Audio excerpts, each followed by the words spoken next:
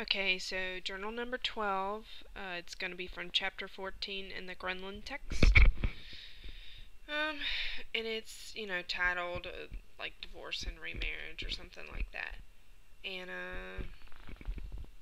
I really enjoyed reading about Paul Bonahan's kind of 6 stages of the divorce cycle.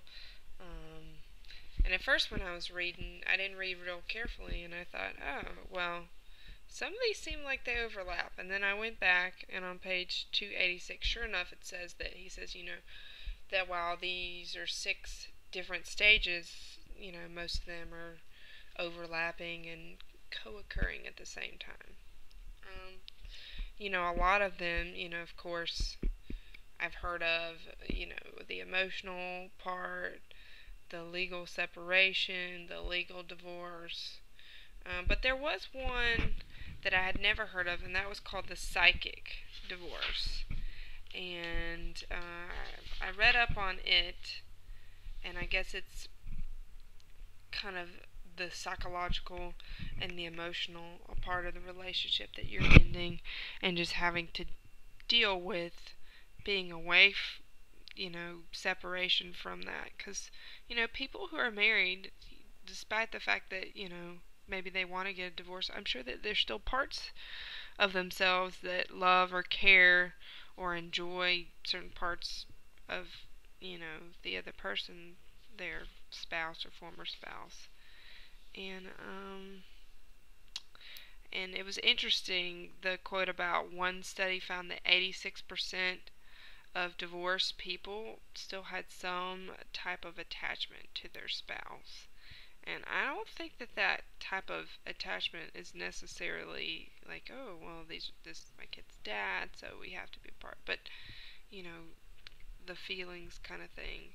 And I think that as Branahan says, that can be one of the hardest things to get over. I mean, I've never been divorced myself, and I don't come from a divorced family. But, I've known other people that have. That can be difficult. One thing that strikes me is interesting and noteworthy is that as a Christian and being in the church, that the divorce rate is no different than the divorce rate for the rest of the world, for secular society.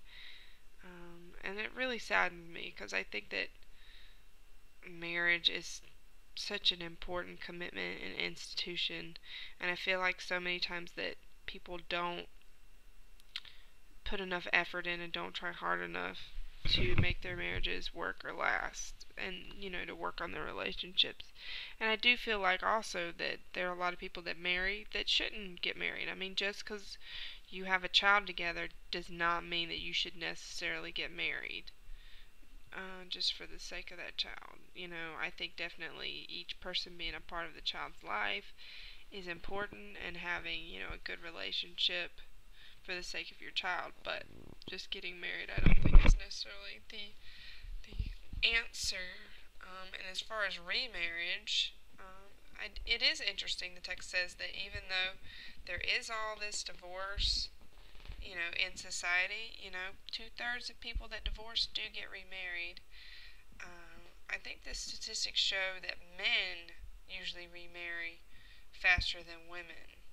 I guess guys have this thing where they just can't be alone, or, don't want to be without, a relationship. And so I wonder if, with each individual client, there's probably some deeper explanation and understanding.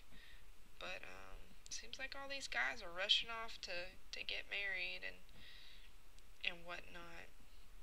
I know in the media these days, what's been really big that was mentioned at the beginning of the chapter was, a lot of these celebrities are getting annulments. It's like, oh, whoops, we got married 10 days ago, but, we really didn't mean it, or, I was just really, really, really drunk in Vegas and I married my high school sweetheart. Sounds like Britney Spears, doesn't it? Who actually did that. But, I mean, I guess, it's a legal thing, but to me, I mean, you marry them. But I guess those people usually get annulments. A lot of it's maybe because they weren't in good judgment, but it did say, it could be, if your spouse abandoned you, which, I guess if I got married and then went on my honeymoon and then my husband just like deserted me or fell in love with some other woman and left me, I guess I probably would want to get an annulment too. I probably wouldn't want to have a divorce, but just say, you know what, it wasn't even real, or it wasn't even worth it being legally something to deal with. But I'm not sure if legally wise if an annulment's easier than say the regular divorce legal process. But I definitely think,